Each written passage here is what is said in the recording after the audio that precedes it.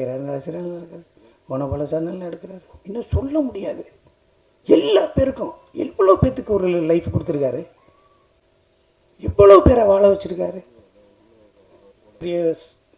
இவ்வளோ பெரிய silver jubilee hero நாங்கள் நடிக்கும்போது அப்படி இல்லை, பக்கத்தில் நடிக்கும்போது இல்லை.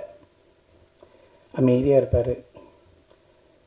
2 பேர் உதவியாளர், ஒரு டிரைவர் இருப்பார். சாப்பிடுவார். யார்கிட்டையும் ஃபோன் பண்ணி கூட இந்த சாப்பாடு வேணும்னு கேட்க மாட்டார். எத்தனை மணிக்கு அனுப்புவீங்கன்னு கேட்க மாட்டார்.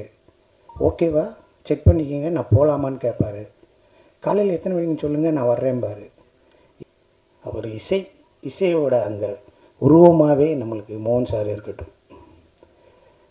பெரிய மியூசிக் இது பாடகர் எஸ்பி பாலசுப்ரமணியம் சார்.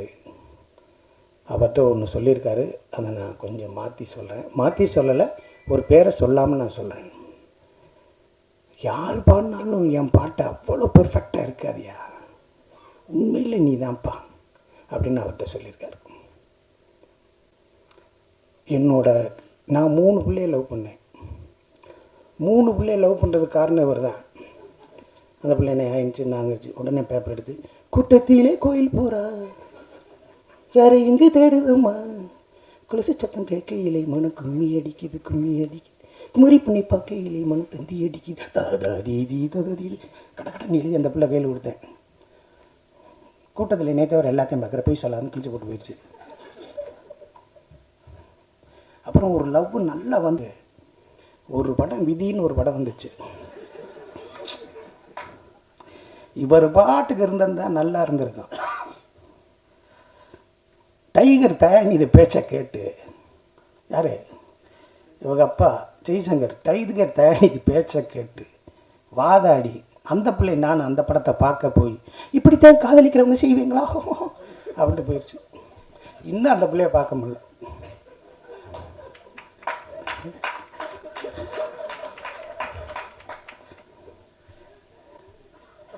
இன்னும் பார்க்க முடியல.